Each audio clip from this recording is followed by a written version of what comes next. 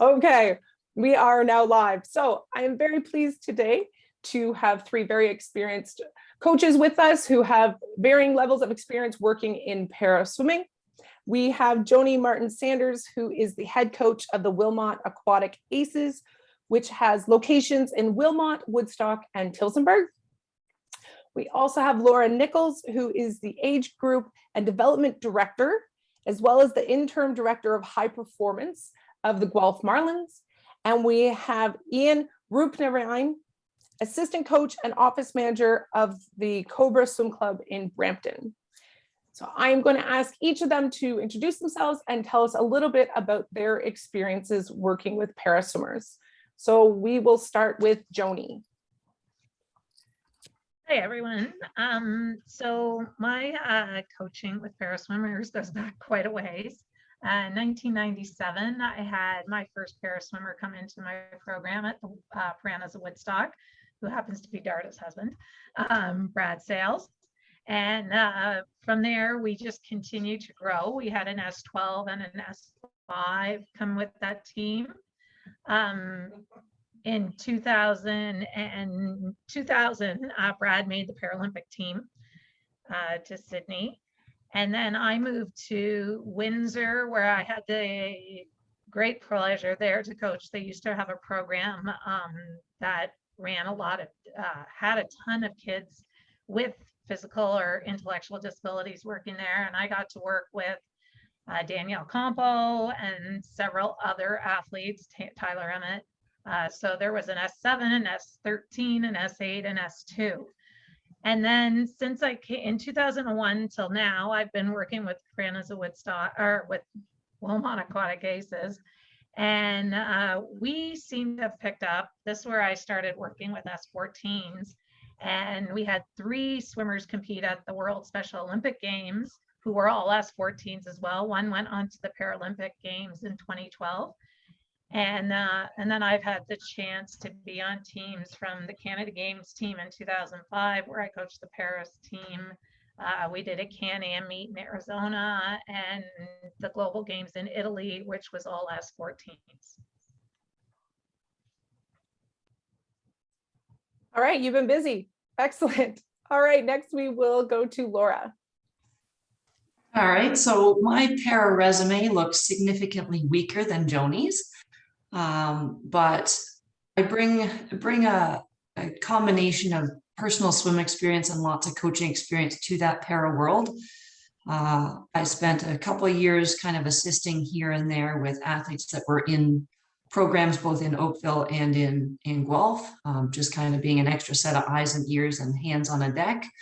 And then last season, I was kind of thrown in full force into para coaching, and got my eyes open on bunch of different things that were required working with a para athlete versus an able-bodied athlete. As much as they function similarly and they need the same things, they certainly have different requirements on that day-to-day programming that makes them very unique in what they require. And I am now, again, kind of on the sidelines, being an assisting hand if needed with para, instead of hands-on on our para athletes. Awesome. Thank you, Laura. And thank you for bringing up exactly what we're here to talk about today, the day-to-day programming considerations for working with para swimmers. So that is awesome. So Ian, if you can please introduce yourself. My name is Ian Roopnarine. I'm a coach at the Cobra Swim Club. I was sort of thrown into the para situation with Matthew Cabraja. He was my first para swimmer ever. And then after him, we got some S14s, SB9s, S11s, obviously. But the thing about Matthew is when he first came to his tryout, I was the one that did his tryout, and he didn't make the team, and he was able to see back then. He was not a para swimmer. So he does remember what I look like. He does remember his tryout. He does remember coming back on deck and requesting to do a second tryout. He believed that he could swim one day better than his sister. And then that's how everything got started with me in para.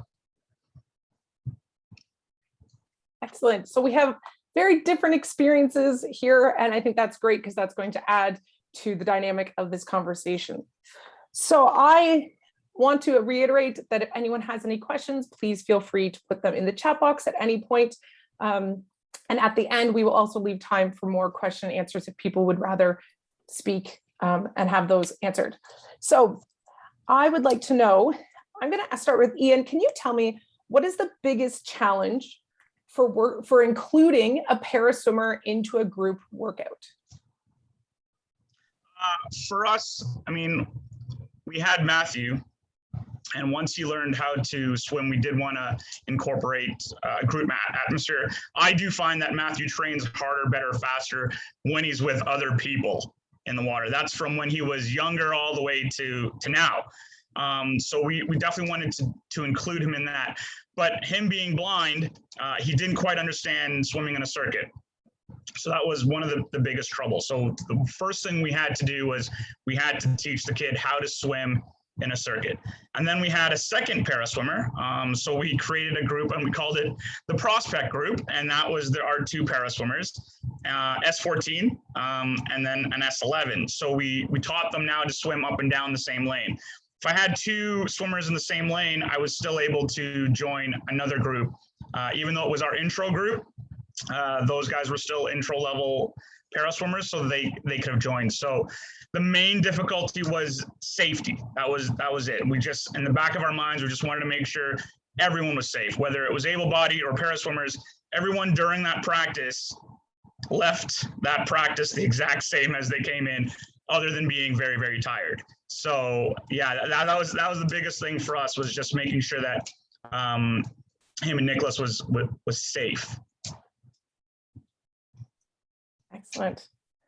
All right, so Joni, you've worked with several S14s and you've also worked with athletes that are in the lower classifications. Can you tell me about how it worked for you in incorporating them into your workouts?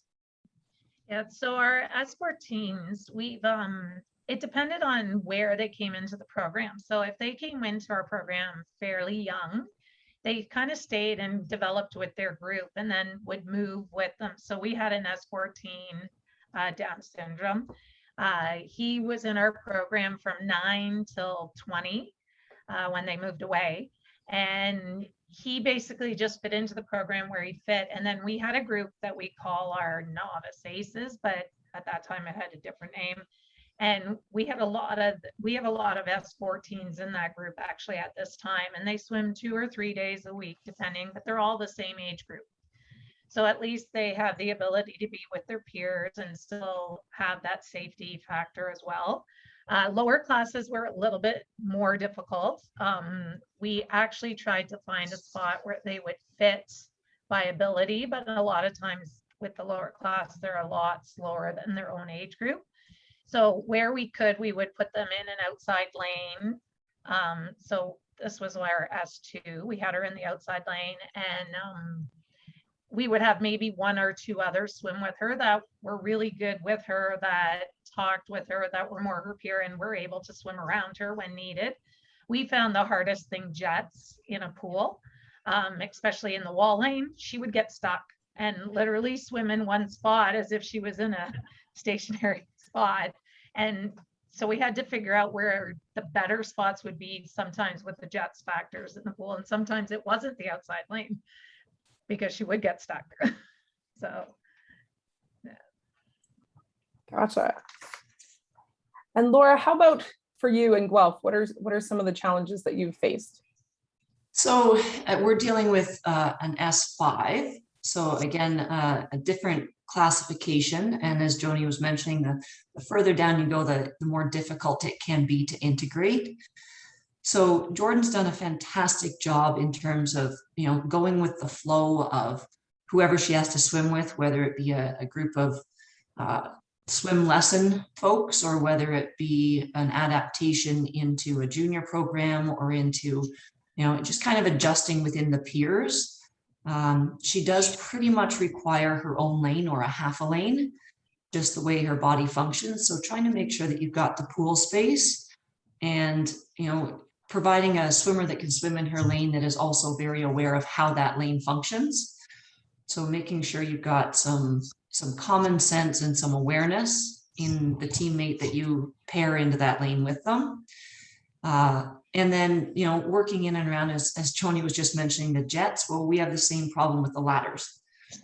So it's fine when your right side works and you can swim and not smack your hand on the wall, but when it's your left side and you're going by the ladders, then you've got to be aware of how close your body gets to the wall, how close you get to the, you know, the things that kind of protrude into the water. So being aware of the safety aspect, being aware of, you know, as a S14 or as an S11, they can probably swim similar distances in similar times. You start dealing with the S5s, S6s, S5s, you've got, you know, distance modifications. You've got content modifications. So you as a coach have to be more aware of the fact that, you know, my able-bodied athletes are doing hundreds. Is it appropriate to be doing 50s? Is it appropriate to be doing 25s? Or how do they best fit into what they're capable of doing? And then making sure that you're not overworking their energy system, right? So understanding the complications that they live with day in and day out, and how the body is working even when it's not working. So then how do you best train that athlete, understanding that, you know, right side of the body is on 24 hours a day. So making sure you get that rest, making sure you get the recovery. Maybe training 50s isn't the right thing to do on a Wednesday, but maybe it's a great thing to do on a Saturday. So figuring out how to incorporate that space, and then incorporating who's in their lane and what distance they're doing, and are they going to get in the way of each other, or can they work within that system? So, you know, those are some of the big challenges that we deal with.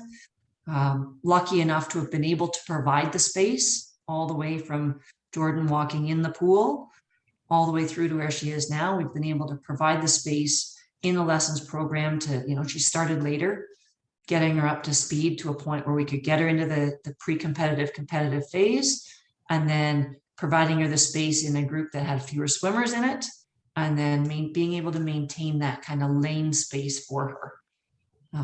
That's kind of been our luxury right now. And, you know, swimmers are getting accustomed to the fact that we need that.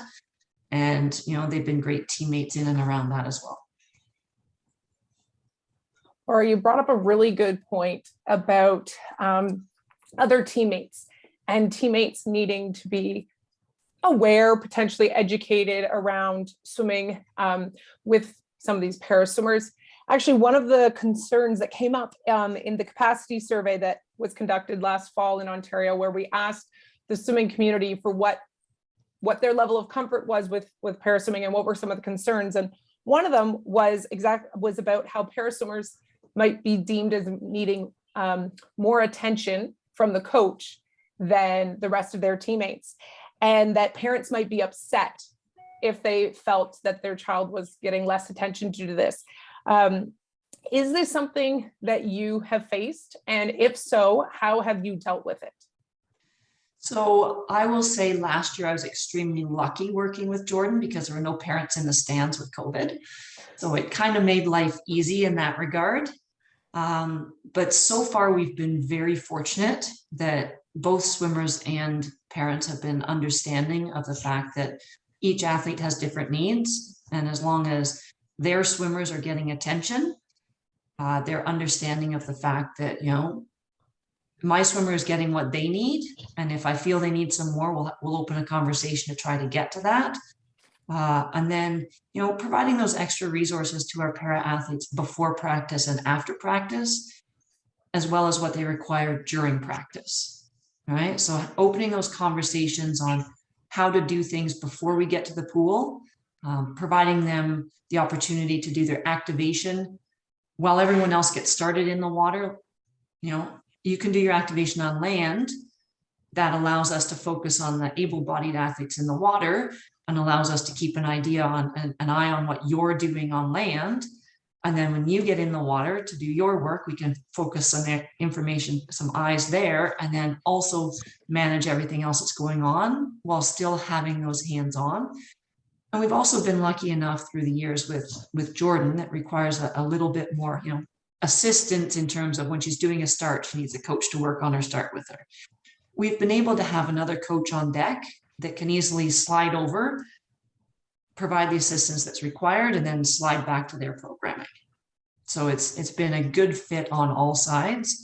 And so far, no complaints from parents in terms of, why are you providing a little bit more attention here versus there? I think it's because we do a really good job as a coaching staff, providing the, attention required from swimmer 1 to swimmer 21 in the group. Great. So Joni, how about you, especially when you've been working with, swimmers that might need a little more attention due to their intellectual impairments? What does that look like for you? And have you had any concerns from parents? Actually, we've been really lucky. The whole 20 years that I've been with Wilmot, we've had no concerns or questions asked about it. In fact, we have kids that will come out their way and do extra stuff to help them out. So we have a little girl with Downs right now who the group she swims with, they actually sit and cheer her on when she's finishing a set if she's not done when they are and they have a few minutes, or they chat with her and ask her how her day's gone and different things. So we've actually educated the kids very well as the parents, that we are a completely integrated program. We allow everything and anyone access, and we'll figure out how to make it work for the coaching staff and on deck. And we've been really lucky that way, that we've had no concerns to this point. So it sounds like potentially it's because you've preemptively had communications with the families and with the other athletes about this, the fact that you are so inclusive. Yeah. I think that's great. And Ian, how about for you? Because I know working with an S11 who requires tapping, how has that worked to be able to provide him with that kind of support? You know what? I'm so happy that Laura and Jody answered that question. I'm in the exact same position as them. We have never had an issue whatsoever with parents or coaches or anyone having an issue with any of our para athletes swimming. If anything, we've had the opposite, where if Matthew, for example, couldn't make a practice, I'd have one of the other coaches say he can come to my practice. We could share a lane.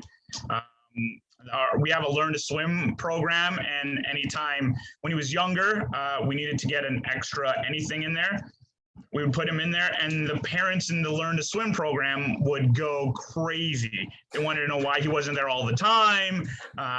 He's such a good influence. Yeah, and to hear that from Laura and Jody too, that just makes my heart feel awesome. That's so good to hear. I'm glad that it's not just in one place and that it's actually spreading. So that's good.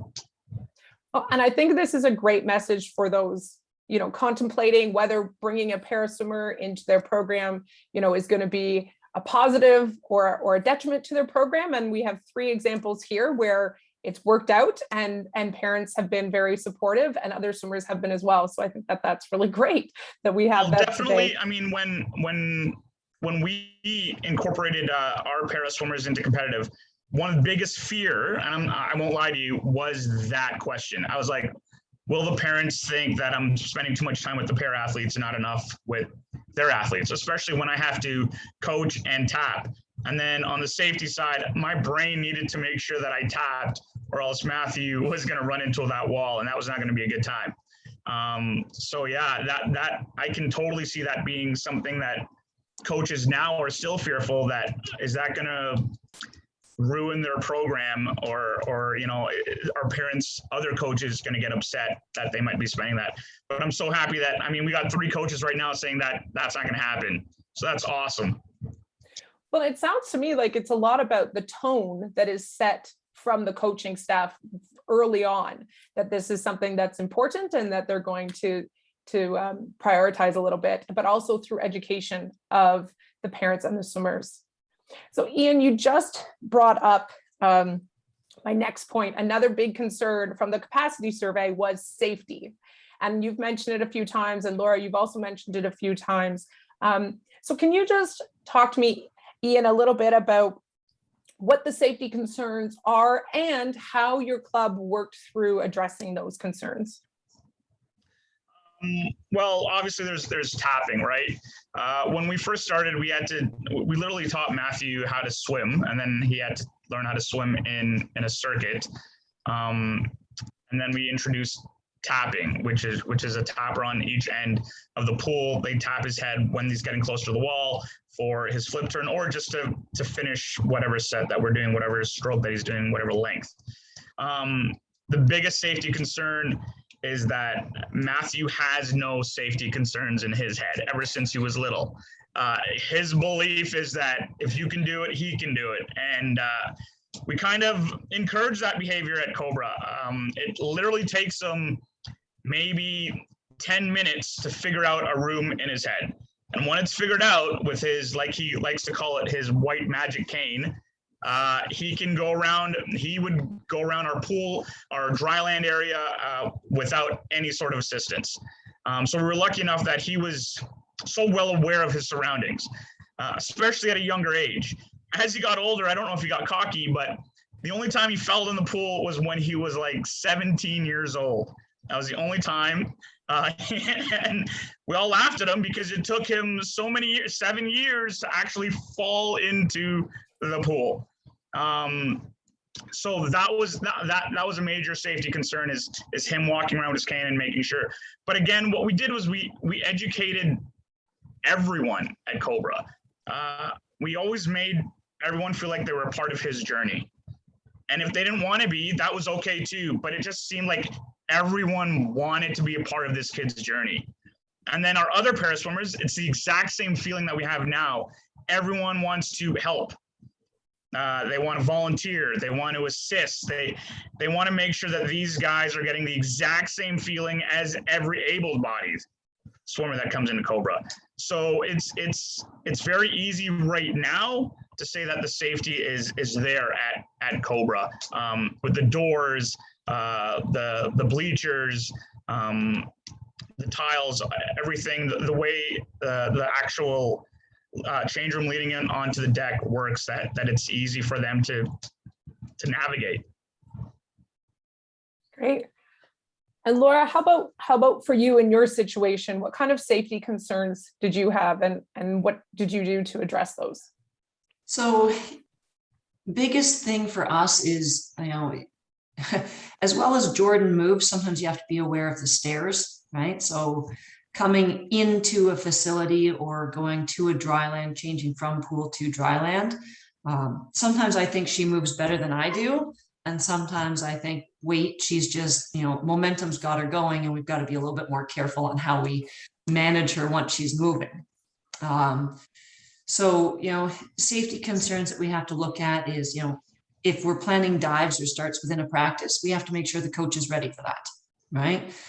We need to make sure that swimmers in the lane are aware of her and she's aware of them, and, keeping their distance. We need to make sure any equipment that we're using is safe for her and safe for anyone assisting her. Luckily or unluckily, I'm not sure which way, I normally learn the fastest by trying something with her and having it backfire on me. So, safety concern on me versus having a swimming partner help her. And I think we've all learned with what works with one para athlete doesn't work with the next. And, I had a conversation with Vicki Keith about, how tapping, right? Not tapping as in ENS a tap, but just kind of giving the side of Jordan a tap might help her relax. Well, it doesn't help Jordan relax. It basically, it causes involuntary movement on Jordan. So how then do you react with that? And how do you protect yourself from her involuntary movement? And how do you protect the athletes that are close by, whether it be in the pool or on land, with the fact that, this athlete has an issue that is uncontrollable, and it's, it happens when it happens, and she's got days where there's absolutely no issue, and she's got days where she's got multiple issues. All right. And being aware of those and opening the conversation with the athlete, how are you doing today? And she's very good at coming in and going, I broke my wrist brace again. So, she's had a rough night on how her body is reacting overnight. So then we need to be a little bit more aware of how we manage the situation, the environment, the teammates around her in the pool based on what she's communicated to us as she comes in.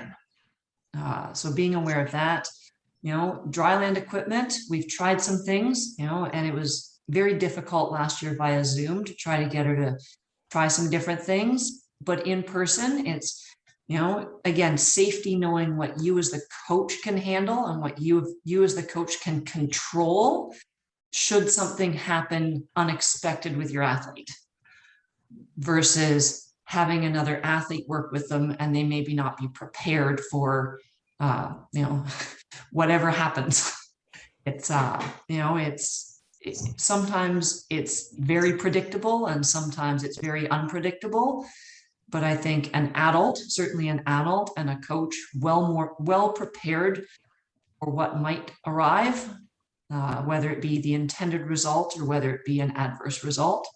And I think that's probably the primary safety that we look at, is making sure that there's somebody competent working with her, whether it be in the pool, on land, or even transitioning from swim to pool, from pool to dry land, making sure that she's got the time she needs, she's got a clear pathway.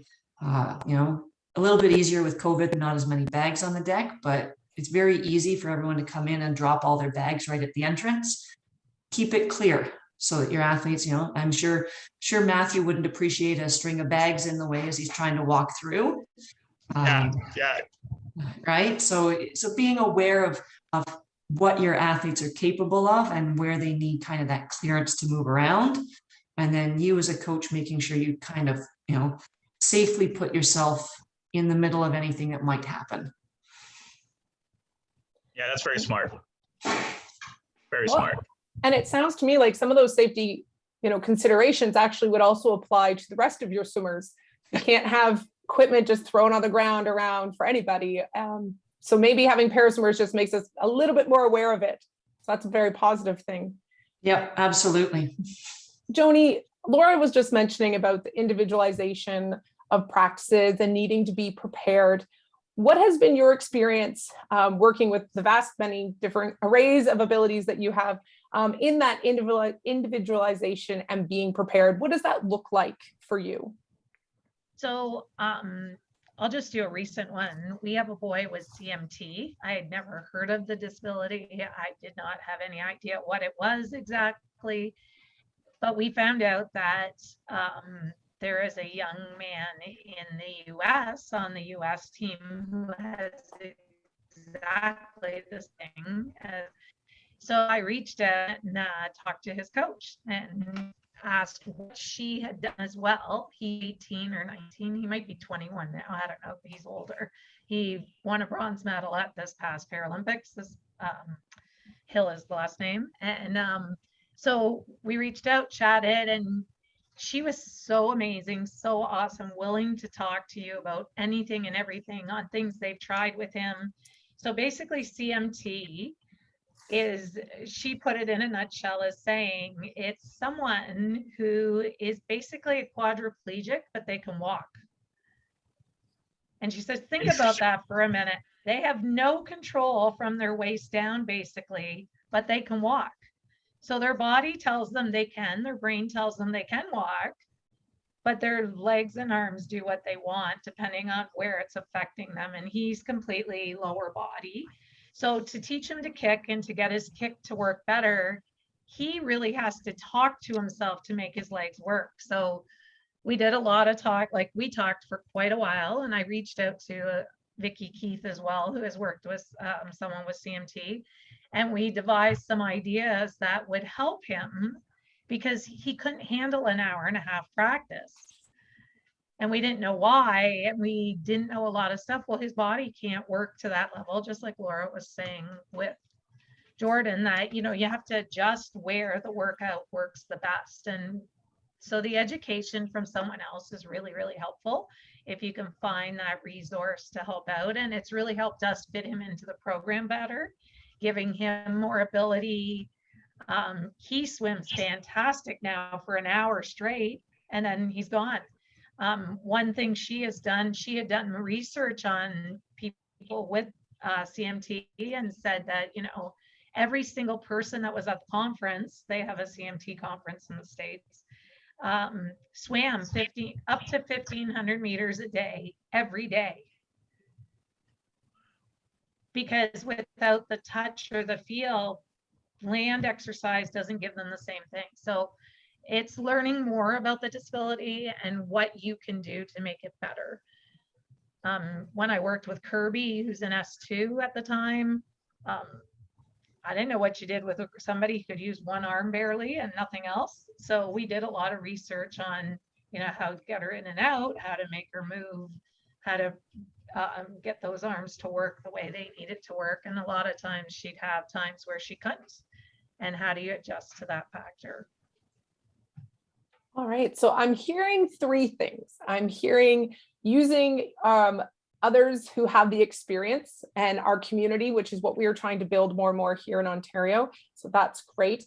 I'm also hearing speaking with the athlete and seeing what they feel that they can do and what they need, and how I feel like all three of you have said every day is a little bit different. And so needing to be flexible to what the day looks like for your athletes. It sounds like it's something that's definitely important. And then the last thing that you mentioned, Joni, was just about how you need to work within what's happening and to be okay to ask questions. I know that as coaches, we sometimes get this mentality that like, we know it all. We are the coach. We have this, our shirt says coach on it. And sometimes people sometimes think they're the experts, but I think when we work with para-swimmers, we definitely sometimes need to humble ourselves a bit and recognize what we don't know so we can serve our athletes even better. So I think that's really great. And we have, Sarah has said in the comments, the person with the disability is the expert on their disability. And I would agree with that. Absolutely, I would. So Ian, I want to ask you, what things do you consider when you're writing a workout, when you have Matthew in the workout as well as the rest of the group? What kind of things do you have to consider when you're writing out a workout? Usually it was distance and pace times. With Matthew, it was a little easier with Matthew as an S11 because I would just minimize his distance compared to the pace times. So if the rest of my group was doing 100, most likely he was able to do a 50 in the same pace, especially when we were like starting off as a younger athlete. So that's how we did that for the workouts. As he got better and better, we got more into stroke counts, and then he started to be more of an able-bodied athlete, where most of the onus was on me making sure I was there to get it tapped. We also had his parents would always, I mean, the one thing I gotta say is Matthew's parents, we were blessed with Matthew's parents. They allowed us to try everything and anything. They were just happy that their son was in the water and was able to swim like his sister. So there was no like provincial goals or Olympic goals. Their goal was met. And as long as he was coming home happy and as long as he was enjoying the water, they were happy. And they were more than willing to do anything at that point to keep him smiling, whether it was coming on deck. If anybody knows Matthew's dad, he's not a big fan of the sport of swimming, okay? He likes volleyball. He's a volleyball guy. But he would come on deck and he would tap every time. He would interact with all the little kids. He would sometimes tap some of the little kids. They thought it was the greatest thing ever. So incorporating Matthew's workout wasn't as difficult as it might be for some other athletes. But for me, it was just his distance and his pace times that we would have to like alter. That's all. Great. So another thing I'm also feel like I'm hearing the common thread is trial and error. We try things and sometimes it works and sometimes it doesn't, and that's okay. I think that's really great. So Laura, how about for you with Jordan, and how does that work when you are writing these workouts and maybe not knowing what kind of conditions she's going to come onto the pool deck in? what does writing a workout look like? So I started last year thinking, okay, let's just modify distances, right? And I'm swimming hundreds on a minute 30, a minute 45 for my able-bodied. Let's have Jordan go 25s, maybe 37 and a halves, and just kind of adjusting distance. And then I started to look at her in the water, and I started to think a little bit differently. And then I made some phone calls. I reached out to Mike Thompson in Montreal. I reached out to Vicki Keith, and I went, help me. All right. And the feedback I got back was, it's not about getting her cardio and in shape. It's about teaching her how to move through the water. So take a step back and stop training her and start teaching her. So we then spent, a lot of, we weren't in the water all that much last year, but we spent a lot of time between September and December learning how to float, learning how to move through the water, learning how to adjust the body, trying different approaches to turning. You see some athletes try to flip turn. You see some athletes do a touch turn. You see some athletes do a sweep around turn. So let's take a look at different ways of doing it and then try to find what works best for you. So it got to a point when writing a workout for Jordan, it was write your able-bodied workout for the other athletes in your group, and then look at your timelines. And how can you then fit in instruction time for Jordan and then have her go on task while you can then watch what's happening across the pool on all areas, and then look at instruction time for your able-bodied athletes while Jordan's on task, and then come back and provide the feedback. So it was that puzzle piece happening, because practice content was very different from Jordan to able-bodied. So it was then that it was all about the timing and the coordination and making sure I had an opportunity to communicate and provide feedback to every athlete in the pool, but to provide the programming specific to what she needed at that point in time. So if I hadn't done my research, as Joni said, reach out and do your research. If I hadn't done my research, she might be in a considerably different position than she is now. So we took the time to take a step back and go, let's make a positive change and work within the parameters that we've got, knowing that she is fit and she is strong and she is capable of doing. If I asked Jordan to go swim an 800, she'd go, okay, let's go. Right? That's never an issue. She's happy to do it. But what's the quality versus the quantity that you're getting, and what's the productivity towards somebody that's really not racing more than a 50 or 100? She's got a couple 200s in her repertoire, but what's the usefulness of training an 800, or what's the usefulness of training? The most she's going to race is going to be about 5 minutes. So what's the point in racing beyond that training beyond that 5-minute point if it's not productive 5-minute time? So just taking that step back and then reevaluating how to create a program for her that fits her needs within the timelines and guidance of what's happening in the other part of your pool, whether it be another 2 lanes, 3 lanes, or 7 lanes. How do you make it all work so that you as a coach don't feel like you're spinning and the athletes feel like they're being successful with the tasks you're asking them to do? Nice. Being prepared and proactive. Excellent.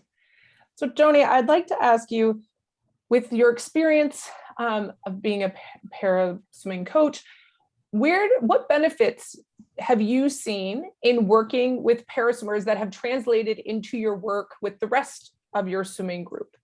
Are there any skills, or are there any instances that you feel really highlight that the benefit that also occurs in your other coaching? I think the benefits is the educational parts of it. So we're learning about how someone needs to move through the water from a different point of view. So the swimmers with, like the boy with CMT, realizing that, maybe some of these kids should be doing a lot less in mileage and a lot less and do on distance coverage and even time And maybe they should be in the water 4 days a week at an hour versus 3 or times at 2 hours. And giving them more technical background and getting those fine tuning things together. And we found with the S14s, keeping everything simple. Don't make a set complicated. The more complicated something is, the more time you're doing explaining versus actually working with them. So if you want them doing drills, do it very simple, but all together. Like, don't change your drill every length, change your drill every 4 or 5 lengths, and then retell them. It can't be something that's just kept, that's repetitive. And I find younger kids today, that works far better as well.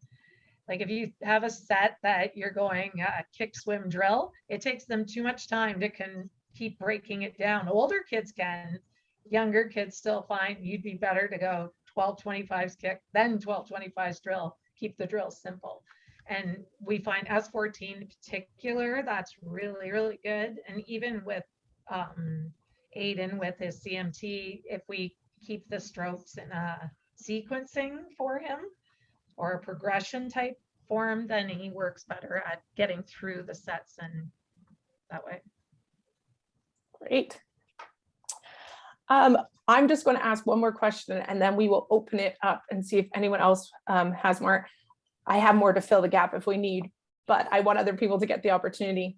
Laura, I'm going to start with you. How do you promote social inclusion within your group when you do have para athletes within your groups?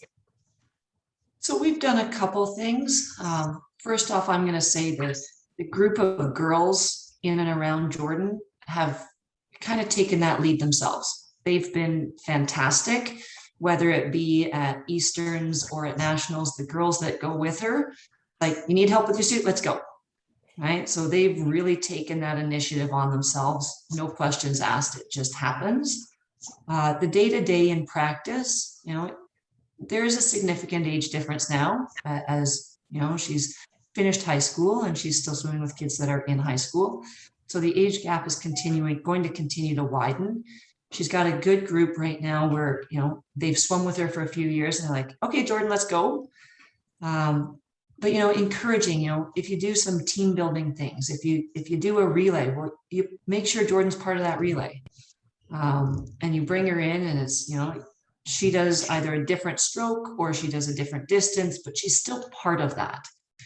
And it really helps to kind of mend those fences between, you know, who they are and the fact that we are inclusive and we are all the same, right? It doesn't matter who you are a swimmer. And I think that's one common theme, that when you walk on a pool deck, we are swimmers. And they find that common thread. So whether they're all artists on the side or musicians on the side or bookworms on the side, you know they can walk into a pool deck and they've got an instant connection between I swim, you swim, let's talk swimming, and then let's branch out from that. So let's discover what your passions and your hobbies are outside, and building those opportunities for them. And you know, we just find moments where, you know, as a team, we're going to do things. And it's no different than, you know, if you've got a really good group of boys that are channeling towards a record on something, you're going to pull them aside and do something special with them, right? You pull them aside, do something different. You've got a para athlete that's on a track to success. You pull them aside, you do something different with them. It works exactly the same way. And, you know, encouraging the team to support. And I think Joni said it earlier, it's, you know, the encouragement as they come in to finish a set, or you stand somebody up to do a fast swim in practice. It doesn't matter who it is. The rest of the group is out to support them and they're cheering them and they're encouraging them. And I truly think that helps build that repertoire and that team environment. And it welcomes swimmers, no matter who they are, walking on the deck, to be, you know, I'm wearing my team shirt and this is where I belong to, you know, whether it's your club team, whether it's a regional team, a provincial team, or a national team. Is, you know, I've put this shirt on, or I've put this suit on, and I'm going to stand a little taller, and I'm here to do my job. And I think they do, you know, I think I, again, have been very fortunate that the athletes around her have been very, very accommodating and very welcoming. And I think, again, as Joni and Ian were saying, it's education, right? Educating everybody around to say, you know, this is something great. How can we continue to build on it? And, you know, this year we've extended the branch out to Jordan to say, would you like to volunteer in our lessons program? Right. So there it is. You know, let's start it. Let's, you know, you started swimming in our lessons program. You've worked your way up and through. And now can you come back and can you start at the bottom end and help inspire somebody else? And I think it's a great learning opportunity for her swimming, and also a great inclusive moment for those in our lessons program to say, hey, we have a national level para athlete in this organization, and I'm part of this organization too. So Awesome. Yeah. I like the theme of paying it forward as an athlete. And I think it's great that that opportunity is available in your club. All right. So I'm going to open it up now. If there is anyone that has a question, you are welcome to unmute and to ask. And if not, I'll keep asking. Oh, so we have a question. Do you have any tips on building self-esteem or self-confidence, especially for young teenaged para swimmers? Who wants to take it? I think it's similar to any teenage anything. You know, everyone doubts themselves at certain times. We as coaches, we're really good at manipulating minds that are down to being happy again. We're very good at that. Matthew has a saying that he kind of wants us to adopt in our new para program as the new slogan of the Cobra para program. And his saying is, everyone's a little para. And that's what he wants us to use. And it sort of makes sense to me because, yeah, I mean, sometimes you do have to motivate a little bit more than previous practice to get certain things done. But we as coaches, we're very good at that. Especially as including, I mean, some of my athletes, I don't even have to motivate my para athletes because my other athletes will do it. They'll see them walk in, they're probably having a bad day. They have a chat during activation, and then all of a sudden, I didn't have to do anything. Everything's back to normal.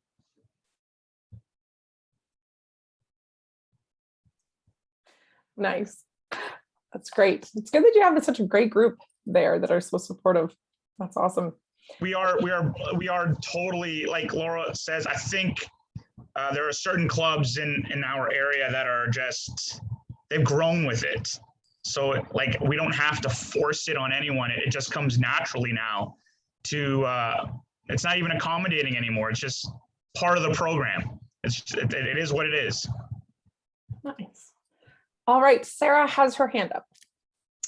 I just wanted to make a comment about the self-esteem in the young athletes. And I want to commend the coaches that are here today and the way they're motivating their athletes.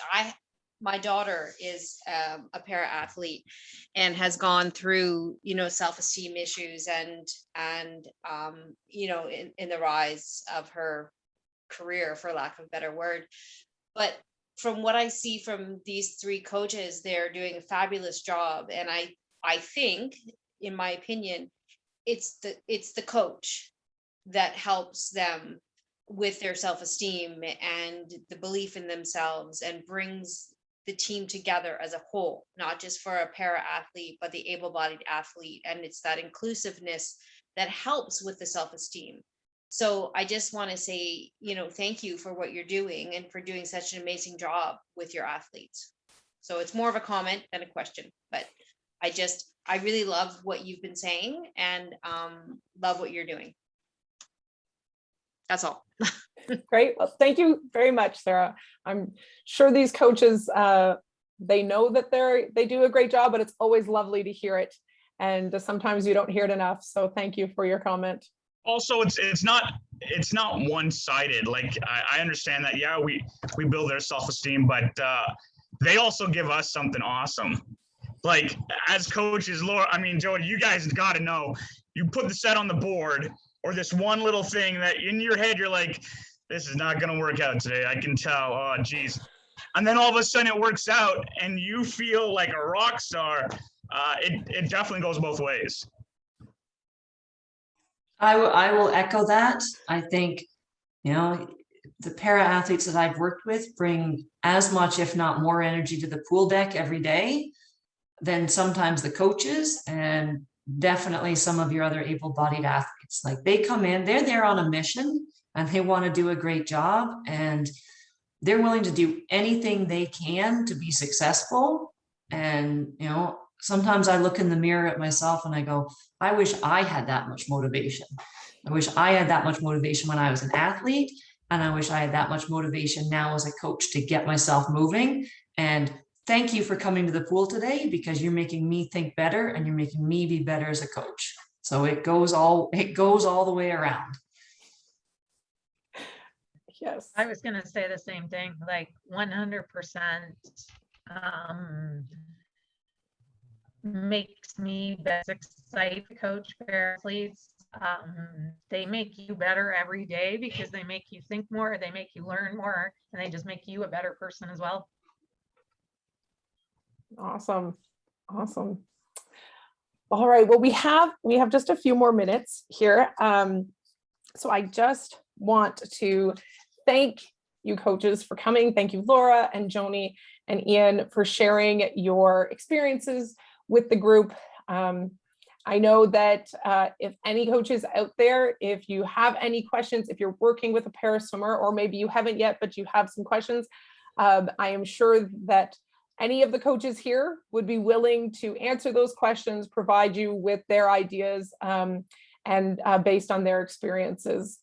We are building a community here where we can share our expertise and build and have a place where people can come together and ask those questions that they don't necessarily know where else to get the answers to.